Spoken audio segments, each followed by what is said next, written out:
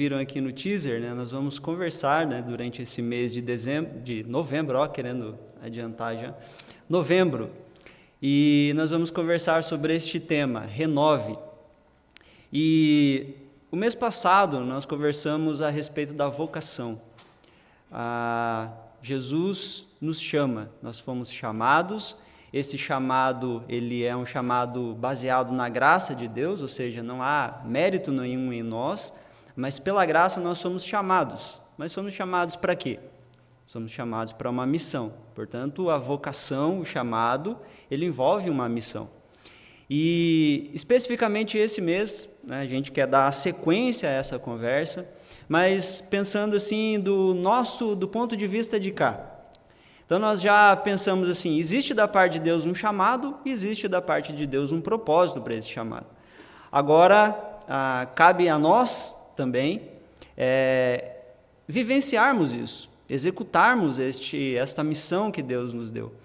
E para isso a gente precisa renovar algumas virtudes em nossa vida. E é muito importante, né, quando a gente fala assim de fé, esperança e amor, a gente vai reparar nesse mês que essa é uma tríade de virtudes que se repete em muitas cartas do Novo Testamento. O apóstolo Paulo, praticamente em todas, ele fala sobre a fé, a esperança e o amor. Mas eu acho importante a gente iniciar falando sobre compromisso. Porque quando nós entendemos a questão do compromisso, a gente percebe por que é tão importante, então, que a nossa fé esteja renovada, por que é tão importante que a nossa esperança esteja viva, e porque o amor, né, ele precisa também estar renovado em nossos corações. Tudo isso é por causa de um compromisso. E eu gostaria que você acompanhasse aí na sua Bíblia o texto que está no Evangelho de Lucas, capítulo 14. Lucas, capítulo 14, dos versos 25 ao 33. E confesso para vocês que esse é um texto bastante difícil. A gente se sente tentado a pular ele, né? Passar para a próxima, né? Por causa exatamente da razão, né, desse compromisso, ou seja, o que é esse compromisso e quais as implicações deste compromisso que nós estamos falando aqui. E Lucas capítulo 14, dos versos 25 ao 33, nos diz assim a palavra: Ora, ia com ele uma grande multidão, e voltando-se, disse-lhe: Se alguém vier a mim, e não aborrecer a seu pai, a sua mãe, a sua mulher, filhos, irmãos, irmãs, e ainda também a sua própria vida, não pode ser meu discípulo. E qualquer que não levar a sua cruz e não vier após mim, não pode ser meu discípulo. Pois qual de vós, querendo edificar uma torre, não se assenta primeiro a fazer as contas dos gastos para ver se tem com que a acabar? Para que não aconteça que, depois de haver posto os alicerces e não podendo acabar, todos que a virem comecem a escarnecer dele, dizendo: Este homem começou a edificar e não pôde acabar. Ou qual é o rei que, indo à guerra pelejar contra outro rei, não se assenta primeiro a tomar conselho sobre se com 10.000 pode sair ao encontro do que vem contra ele com 20.000? De outra maneira, estando o outro ainda longe, manda embaixadores e pede condição de paz. Assim, pois, qualquer de vós que não renuncia a tudo quanto tem, não pode ser meu discípulo. Oremos. Senhor, mais uma vez queremos nos colocar em sua presença. Agora, ó Deus, para este momento de reflexão da sua palavra, Deus, que o teu Espírito Santo nos ajude, Deus, que o teu Espírito Santo encontre em nosso coração uma terra boa, ó Deus, para que frutifique essa verdade que nós vamos desvendar aqui com a sua ajuda nessa noite, Pai. Que, de fato, haja um renovo deste compromisso com o Senhor que uma vez nós declaramos, ó Deus. E nós pedimos que o Senhor continue nos abençoando, em nome de Jesus. Amém. Muito bem. Qual é, então, o nosso compromisso? Já que estamos falando que tudo começa pelo compromisso. A grande pergunta é: que compromisso é esse? E existia uma brincadeira aí que o pessoal aí mais antigo vai lembrar, que era chamado de siga o mestre. Quem já brincou dessa brincadeira aí, siga o mestre? A gente lembra aí, né, da infância. E como é que funcionava essa brincadeira? Uma criança era escolhida, ela fazia alguns movimentos ali, né, uns gestos, movimentos. Dependendo da criança escolhida, ela fazia alguns movimentos bem difíceis, né, de imitar. E quem ganhava? Quem ganhava era aquele que conseguia executar, né, ali com bem parecido, né, pelo menos. Então, quanto mais parecido você fizesse ali o movimento, você ganhava. E, paralelo a essa brincadeira, tinha uma outra brincadeira também que se chamava Adivinha Quem é o Mestre?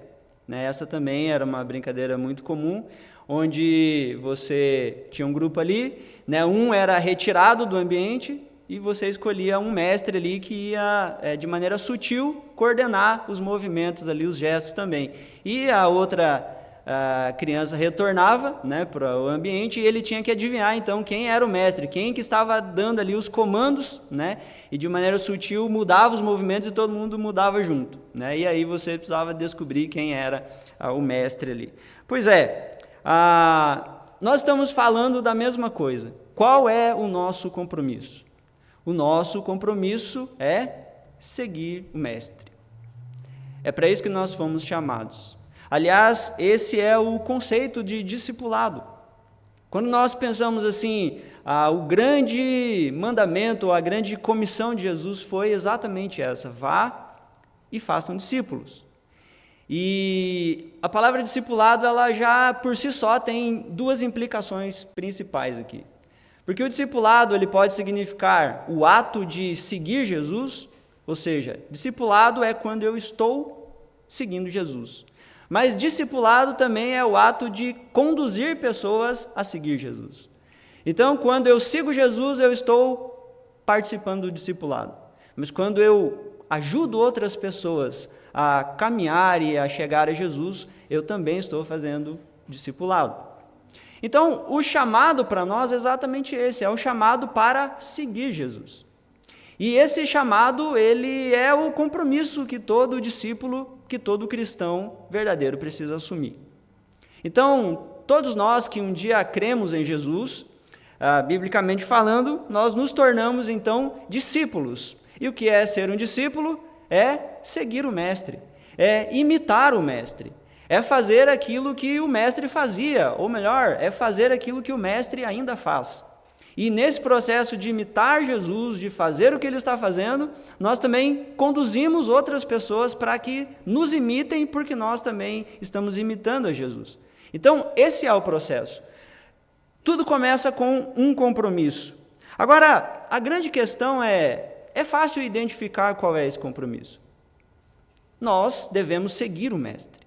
Mas esse texto que a gente acabou de ler aqui, ele fala também das implicações deste compromisso. E é aqui que, às vezes, a gente, com o passar do tempo, por causa da influência de algumas ideias, por causa da mudança cultural, por uma série de questões, a gente começa a abrir mão das implicações desse compromisso que um dia nós assumimos. E o texto deixa bem claro aqui, se você acompanhar aí comigo, o versículo 26, ele diz assim, se alguém vier a mim e amar pai, mãe, mulher, filhos, irmãos, irmãs e até a própria vida mais do que a mim, o que diz lá? Não pode ser meu discípulo. Beleza. Então, existe uma condição que nos torna inaptos para sermos discípulos de Jesus. Existe um certo tipo de postura que impede que a gente seja discípulo. Se a gente pratica esse tipo de prática, nós não podemos ser discípulos de Jesus. O versículo 27, ele diz, quem não leva a sua cruz e não me segue, não pode ser meu discípulo. E o versículo 33, ele diz assim, todo aquele dentre vós que não renuncia a tudo quanto possui, não pode ser meu discípulo. Portanto, existe uma tríade aqui que Jesus trabalha, e dizendo assim as razões do porquê alguém não pode ser seu discípulo. E, obviamente, a gente vai pensar aqui, então, a razão oposta. Se a gente praticar essas coisas aqui nos torna inaptos para sermos discípulos de Jesus, então o que esse texto está ensinando é que é o oposto disso daqui que a gente tem que fazer para que aí sim a gente possa ser discípulos de Jesus. Agora, uma pergunta muito curiosa que de vez em quando a gente vê em alguns textos, né, e a gente pode fazer, é a ideia de pessoas seguindo Jesus. Elas necessariamente representam pessoas que são discípulos de Jesus? Porque nós estamos falando que o nosso compromisso é seguir o Mestre. Então nós estamos falando de seguidores. Mas a pergunta que não quer calar é exatamente essa: todos os seguidores de Jesus são discípulos comprometidos? O que vale a pena aqui a gente lembrar é que existe entre os ouvintes de Jesus pelo menos 3 categorias aqui de pessoas. Então, é muito comum a gente ver pessoas com níveis de comprometimento diferentes em relação a Jesus. Nós vemos aqui a multidão, é muito comum aparecer essa tal da multidão aqui diante de Jesus. Então, Jesus estava ensinando, Jesus estava fazendo milagres, e uma multidão cerca Jesus. Volta e meia a gente vê essa expressão aqui, uma multidão caminhando, seguindo Jesus. E a gente entende também que essa multidão aqui, ela era composta por, na verdade, pessoas curiosas por aquilo que Jesus fazia. Mas a gente tem também um círculo ali um pouquinho mais comprometido, que eram os simpatizantes. Então, eram aquelas pessoas que saíam dessa multidão, que eram curiosos, e iam para um nível assim de simpatia com o que Jesus falava e tudo mais, até ali meio que tentavam fazer alguma coisa, mas quando as coisas apertavam, eles pulavam fora. E a gente tem, lógico, um círculo ali mais íntimo que é dos discípulos comprometidos. Então, sempre quando Jesus ensina, sempre quando Jesus fala, a gente tem essas categorias aqui de pessoas ouvindo: a multidão, os simpatizantes e os discípulos. O versículo 25, ele inicia dizendo exatamente isso: uma grande multidão o acompanhava. E eis aqui o cenário: uma grande multidão está seguindo Jesus. Mas aí eu pergunto para você assim, o que é uma grande multidão? O que é uma grande multidão? Uma grande multidão, a gente pode pensar assim que é um tipo de pessoa, uma personalidade que não tem rosto, que não tem nome. É uma multidão, são pessoas que não são específicas. Essa ideia de multidão é a ideia assim daquilo que é aparente, neutro, indefinido, principalmente isento de responsabilidades. Essa é a multidão. A multidão não é responsável, porque a multidão não é alguém específico. Não tem como você medir isso. E essa falta de responsabilidade, isenta de responsabilidade, tinha a ver com a relação ali com Jesus e o seu próprio ensino. Então Jesus ensinava, mas havia entre aqueles ouvintes uma multidão, ou seja, alguém que, pessoas, nomes, mas nada específico. E essa grande multidão aqui é um grande exemplo para nós de que é possível, sim, seguir Jesus e, ao mesmo tempo, não estar comprometido com Ele. Porque perceba que, por onde Jesus andava, Jesus estava cercado de uma multidão. Essas pessoas seguiam Jesus, só que o problema é que eles eram seguidores, mas eles não levavam em consideração o custo de ser um discípulo de Jesus. E é claro que, quando Jesus falava, a gente percebe assim que Jesus não está, na verdade, interessado na multidão. O que Jesus está, e é bem diferente assim da tendência da maioria das pessoas hoje. Porque quando a gente vai, né, observar assim, os relacionamentos, eles são muito baseados em seguidores, né? Tem essa coisa do Instagram, quantos seguidores você tem? Né? E as pessoas ficam aí disputando quem tem mais seguidores, e aí você tem 1 milhão, 2 milhões de seguidores. E esses seguidores aí, afinal das contas, quem são eles? É uma multidão, mas, sabe, você não conhece, você não sabe quem é, não tem um compromisso, não tem uma profundidade relacional com você. É mais ou menos por essa razão que Jesus está estabelecendo aqui o custo e o compromisso de andar com Ele. Porque Jesus não está interessado em seguidores, mas Ele está interessado em discípulos comprometidos com Ele. E é por isso que as exigências que Jesus estabelece, elas são extremamente altas. Jesus não está procurando números, Jesus está procurando compromisso. E essa é a busca de Jesus ali, né? Ele sempre se volta ali para aqueles discípulos do seu ciclo de relacionamento, né? Aqueles que estão ali ouvindo os seus ensinamentos, que estão devotando as suas vidas, e esses sim, né? Para esses sim Jesus revelava as profundezas do ensino de Deus. Jesus Jesus tinha um relacionamento profundo com esses que buscavam um relacionamento profundo com Ele também.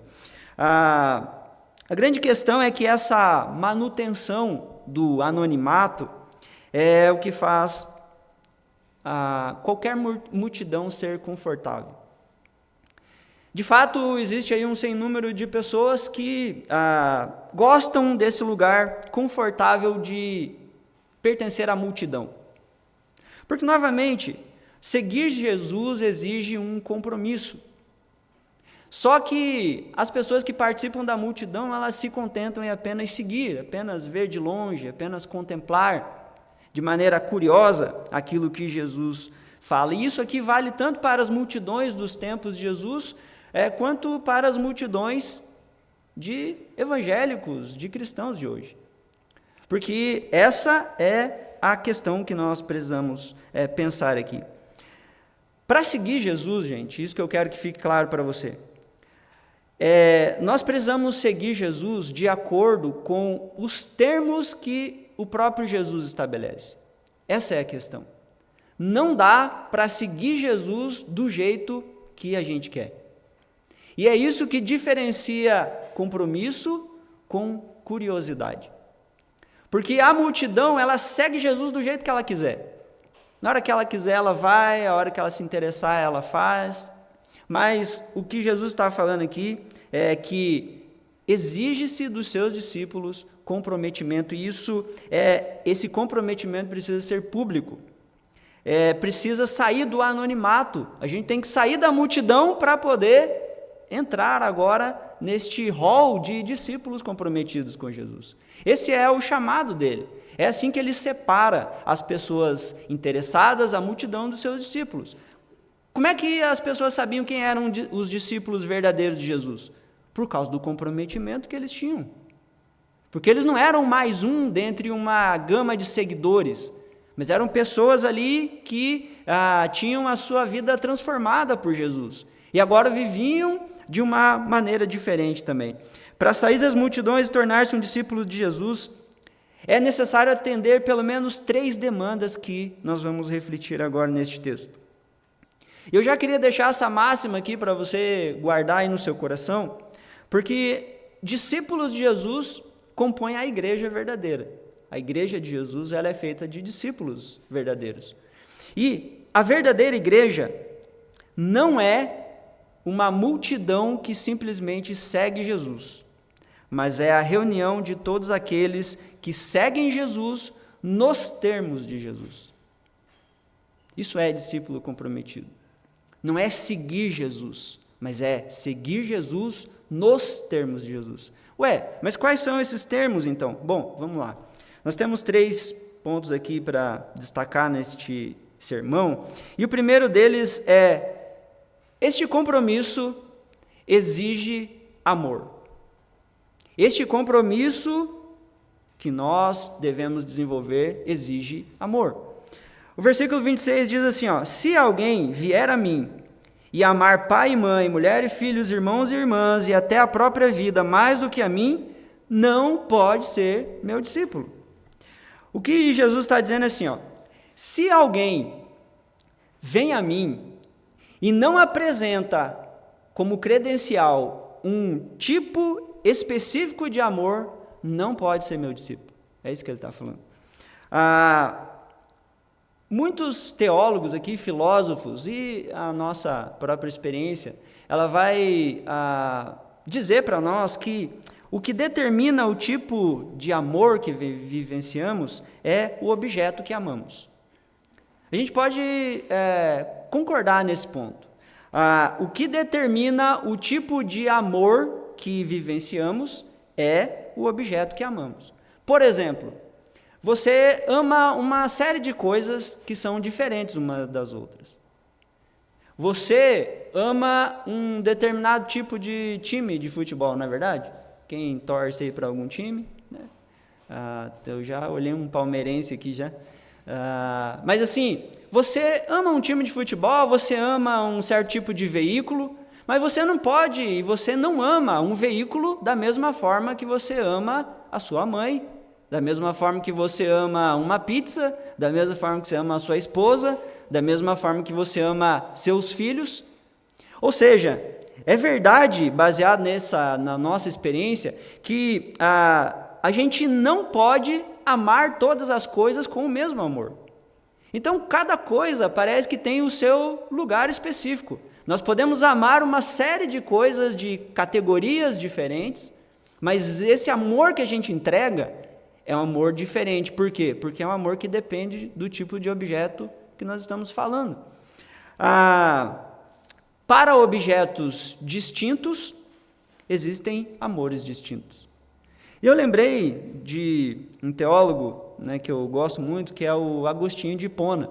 E lá no seu livro Confissões, né, o livro 10, ele afirma o seguinte: Senhor, minha consciência não duvida, antes tenha a certeza de que te amo.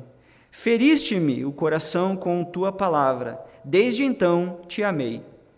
Mas olha só que interessante como ele encerra essa sentença. Mas o que amo quando te amo?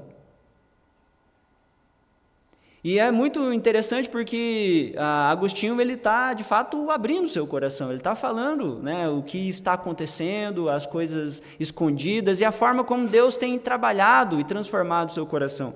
Mas ele fala que ele ama o Senhor, que o Senhor o feriu com a sua palavra e desde então ele começa a amar o Senhor. Mas a pergunta que ele faz é: mas o que amo quando te amo? E é exatamente isso aqui que Jesus está falando para os seus discípulos. É exatamente esse tipo de amor que indica esse compromisso máximo com Jesus.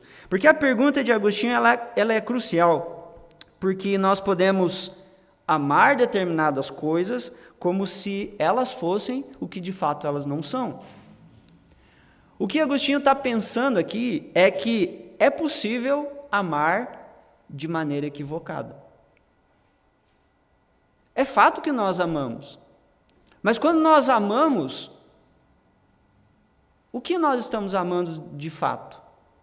Parece uma coisa assim, uma filosofia, né? Ficar falando de trás para frente, de frente para trás, mas é uma reflexão que a gente precisa fazer. Porque vocês concordam que é fato de que nós podemos amar algo de maneira equivocada?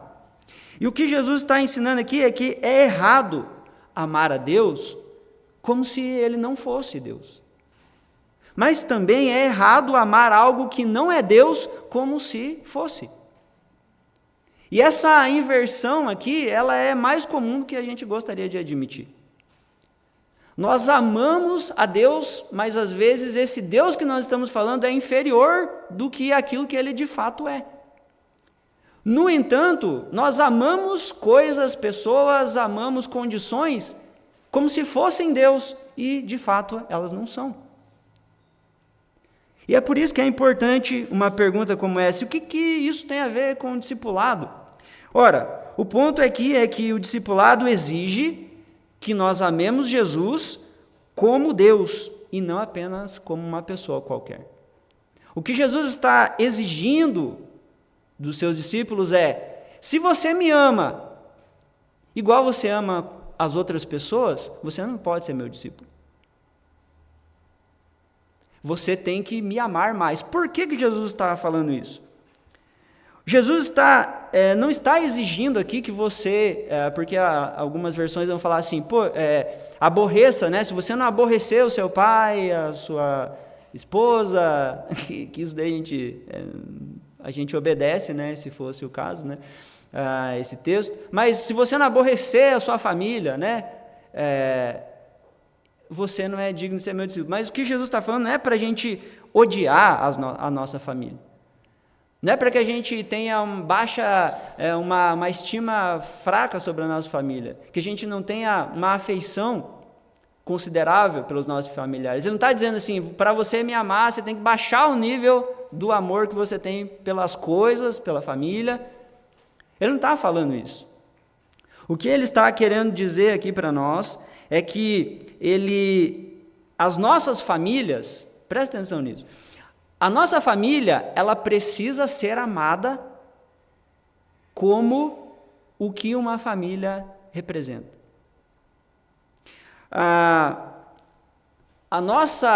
Os nossos cônjuges precisam ser amados como os cônjuges o são.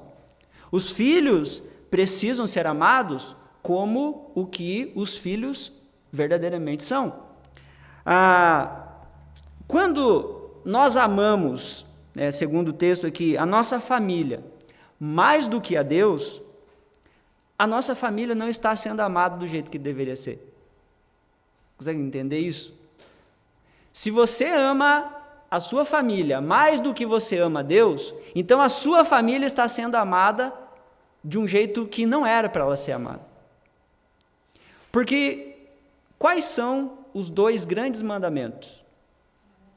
Amar a Deus acima de todas as coisas. De todas as coisas significa todas as coisas. Por que isso? Porque lembra lá, o tipo de amor depende do tipo de objeto. Quando nós pensamos em Deus, nós estamos falando em alguém soberano. Alguém que precisa ser amado com prioridade. Por que isso? Porque de Deus é que nós recebemos todas as dádivas. Você tem uma família para amar por causa de Deus. Você tem amigos para amar, você tem por causa de Deus.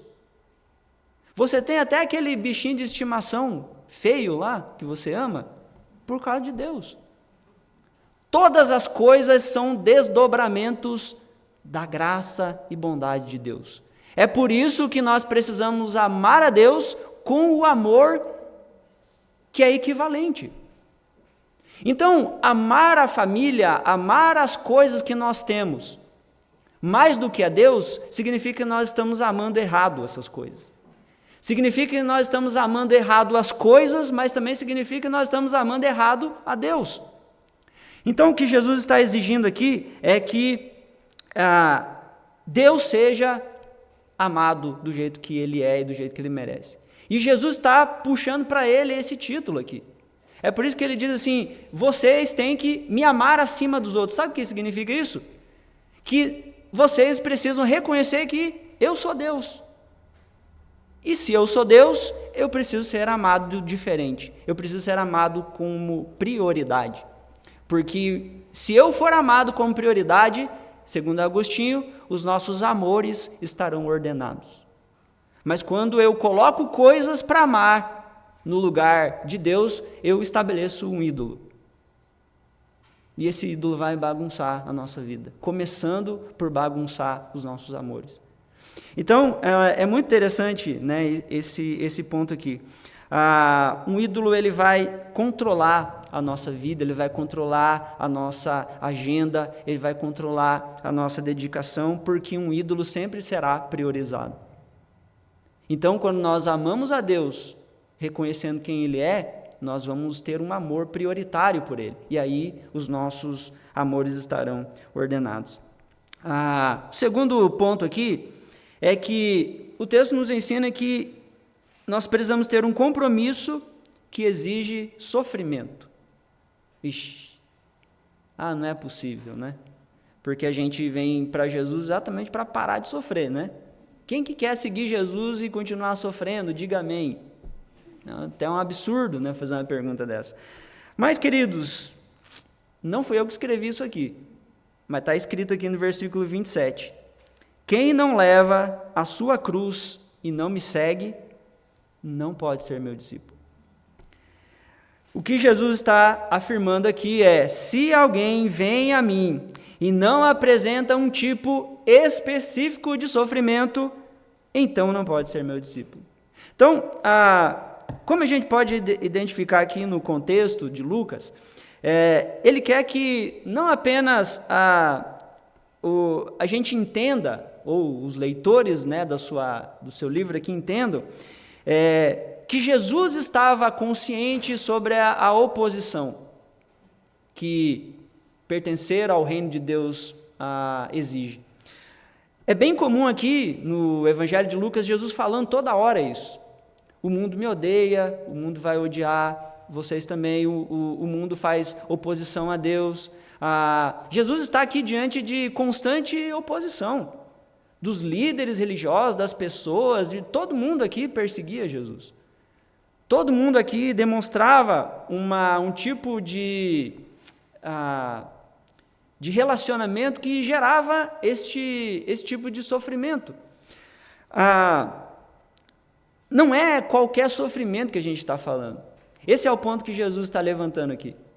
Aquele que não toma a sua cruz e me segue, isso implica que Jesus está falando com os discípulos, ele está falando assim: eu estou carregando uma cruz.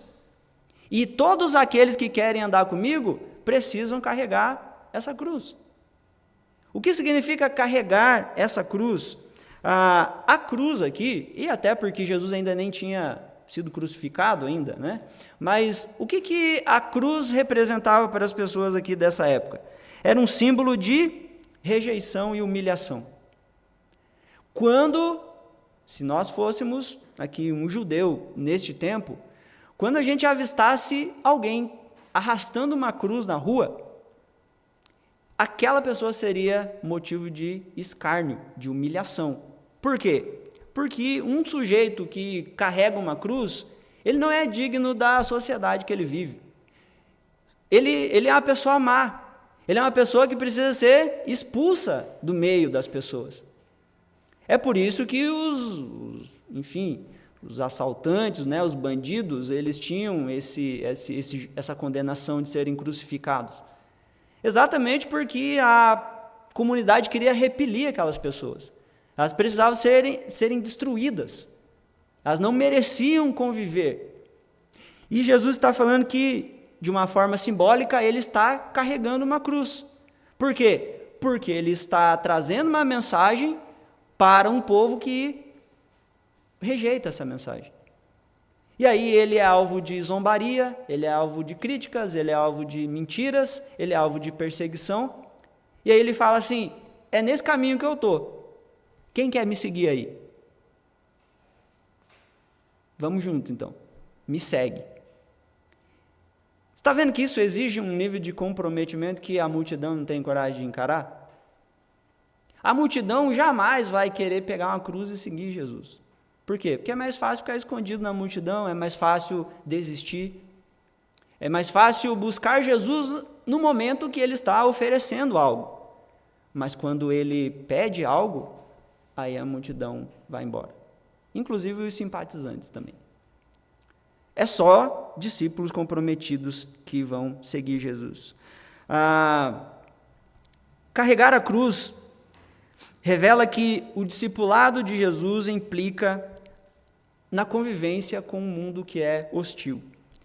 Hostil a quem? Hostil ao Evangelho. Eu não sei se você percebeu isso ainda. Mas é exatamente isso que Jesus está falando, o poder confrontador do Evangelho. é o poder que transforma também as pessoas. Não tem outro evangelho, tem só um. E aí o que acontece? É mais comum as pessoas ressignificarem o evangelho. Para que esse ressignificar o evangelho, ele vai ressignificar a cruz, ele vai minimizar o poder confrontador do evangelho, ele vai dar uma maquiada na Bíblia, ele vai maquiar as igrejas locais, para que um pseudo tipo de cristianismo seja aceito pela cultura. Quando a gente despreza essa demanda de Jesus sobre o sofrimento que é inerente ao discipulado, sabe o que a gente está fazendo? A gente está forjando uma cruz para nós mesmos, mas uma cruz que seja do nosso jeito, sabe? A gente escolhe as medidas que a gente julga aceitável para essa cruz. Uma cruz que, na melhor das hipóteses, não nos custem nada, assim, de preferência. Uma cruz que, de preferência também, não confronte nem ofenda ninguém. É mais ou menos isso que a gente tem visto acontecer. As exigências do discipulado, ela é diminuída, para que outra coisa assuma o lugar. Para que a gente não sofra tanto, para que as pessoas não tenham tanta raiva da gente, não odeiem tanto a gente. E a gente tenta ser agradável. Só que isso às custas de diluir o comprometimento com o chamado de Jesus. A cruz que nós devemos carregar é aquela segundo os termos de Jesus e por causa de Jesus. Esse sofrimento que não são os sofrimentos da vida. O que Jesus está falando é tomar a cruz no sentido de que você vai sofrer por causa de estar seguindo Jesus. É esse tipo de sofrimento que ele está falando aqui.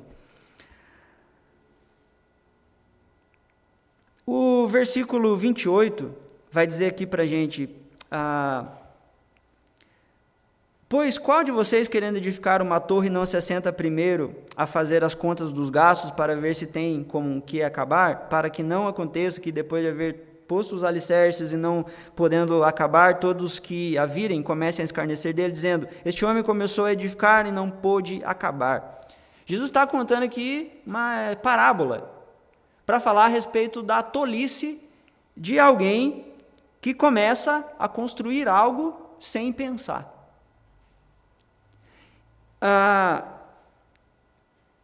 Antes de começar a construir a torre, o que um sábio faz? Ele calcula os gastos que ele terá. Somente um tolo é que vai fazer isso aqui, vai começar a construir sem avaliar se ele vai ter os recursos suficientes para completar. O que ele está dizendo aqui? É que o tolo, ele fica entusiasmado. E aí ele se compromete com coisas que ele não vai conseguir cumprir. Ele não vai conseguir se comprometer.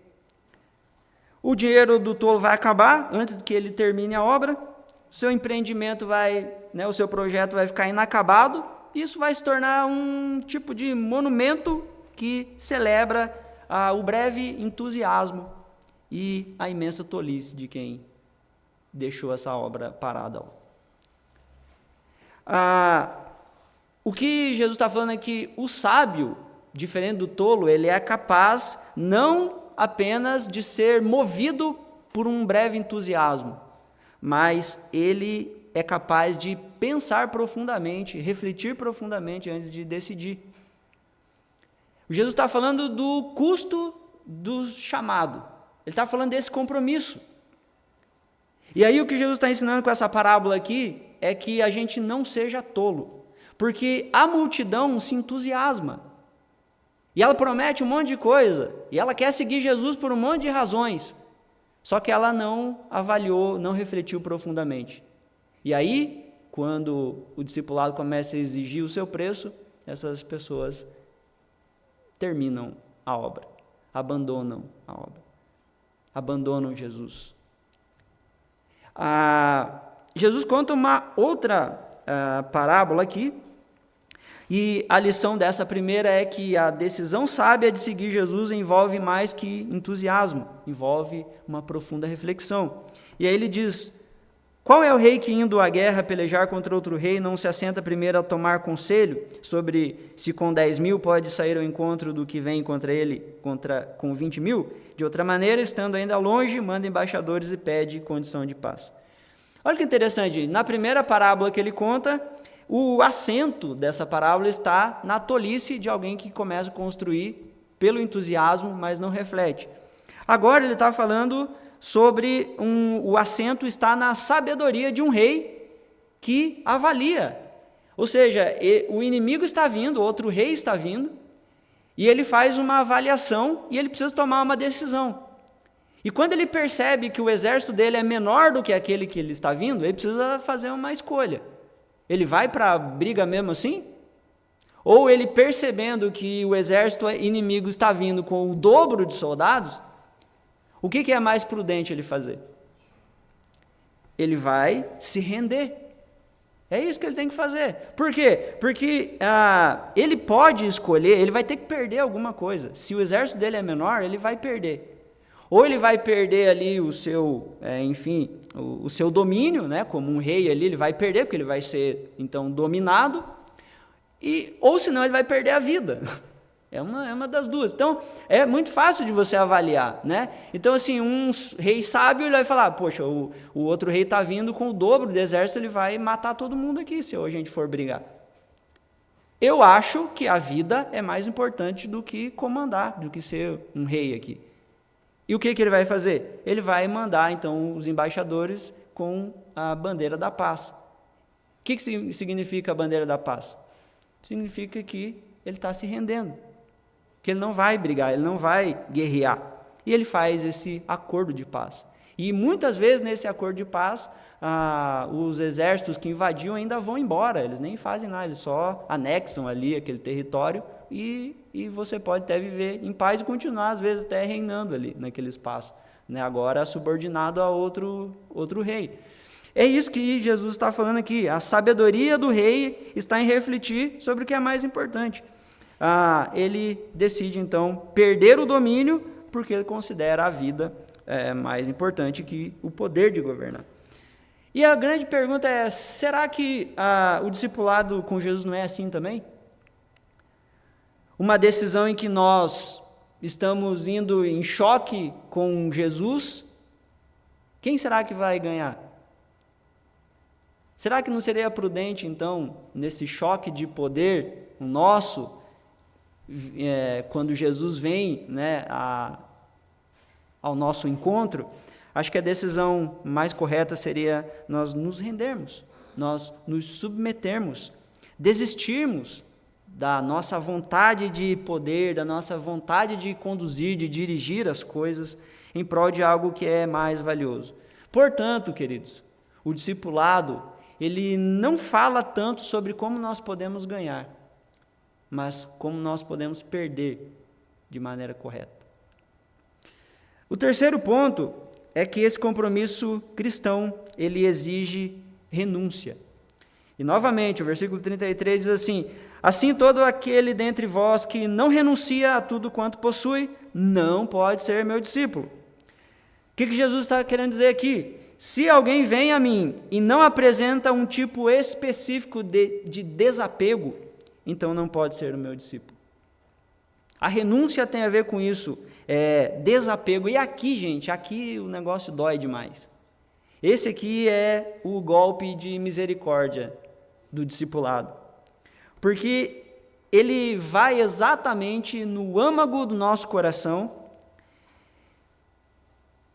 na nossa dependência. Sabe assim, essa mania que a gente tem de depender de todas as coisas que criam em nós um vínculo de pertencimento a esse mundo. O negócio é difícil porque a gente tem dificuldade de se desapegar das coisas que a gente pensa que tem, das coisas que a gente acha que tem. E esse é talvez o pedido mais difícil que Jesus pode fazer, porque os vínculos com as coisas que possuímos são potencialmente a razão pela qual muitos são incapazes de seguir Jesus. Por que muitas pessoas preferem ficar na multidão e não seguem Jesus? Exatamente porque ele pede que a gente se desapegue das coisas. E aí nós temos aquela parábola não, aquela história do jovem rico, né? Que é a mesma coisa, ele quer ser um discípulo comprometido com Jesus. Daí Jesus fala assim para ele, tudo bem, você está seguindo a lei, só falta uma coisa, desapega das coisas que você tem, dá para outros aí e me segue. E aí o que acontece com aquele jovem? Fica triste. Por quê? Porque ele não quer se desapegar das coisas. Só que o problema daquele jovem lá é o nosso problema também. A gente sabe que o objetivo do discipulado é nos conduzir para o reino de Cristo. Sabe o que significa isso? É que Jesus está querendo criar em nós um senso de peregrino. Porque se você pertence a um reino que não é daqui, o que você está querendo ficar parado aqui nesse reino? O que você quer ficar acumulando aqui? Você não é deste reino, você não pertence a esse lugar, você está aqui de passagem.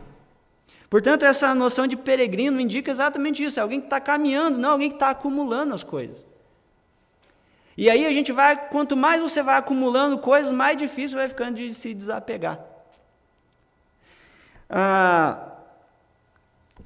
O discipulado deve começar com a rendição e a submissão a Jesus e a sua palavra.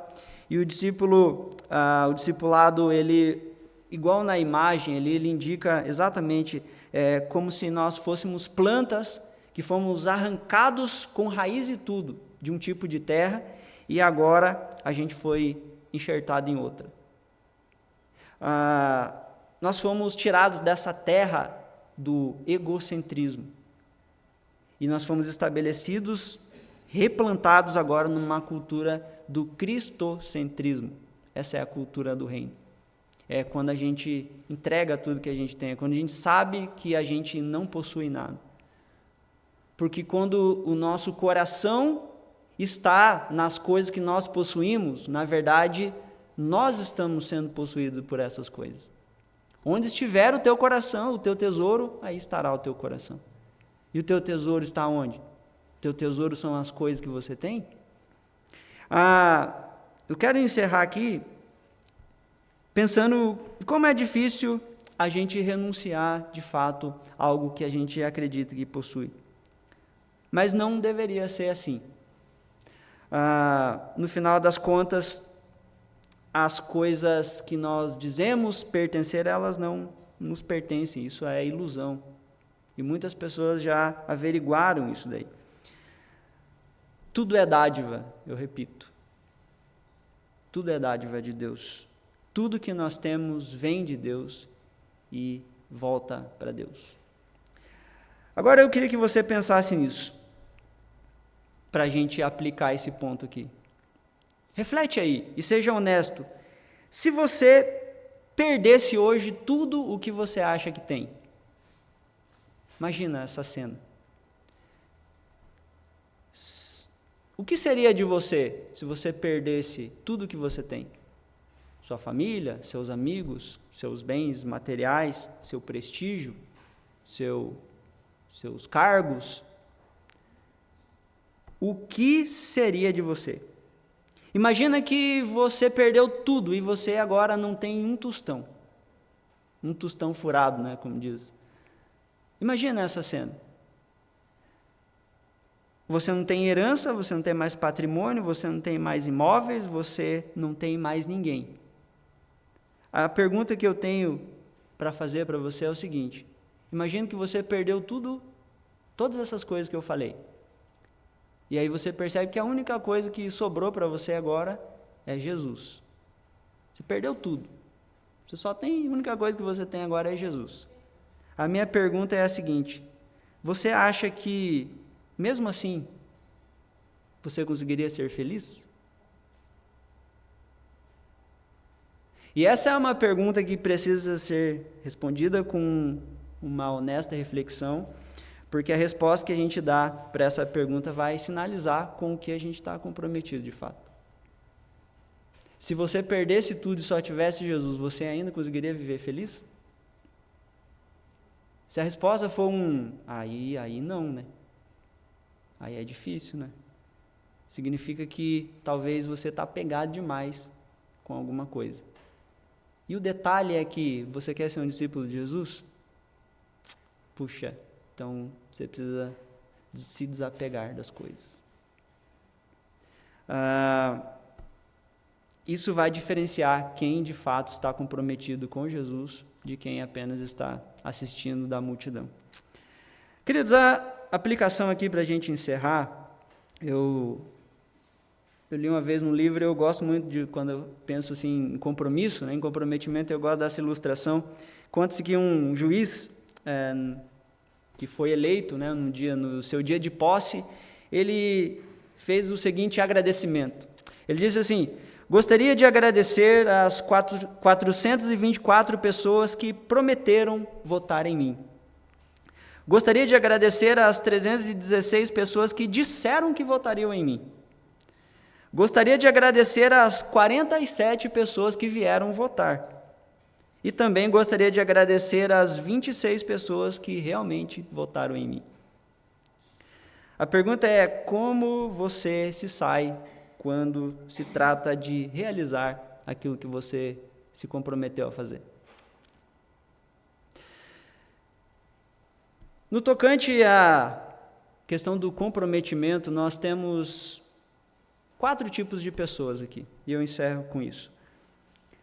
O primeiro tipo de pessoa é aquele tipo de pessoa que não tem objetivo nenhum e não se compromete com nada.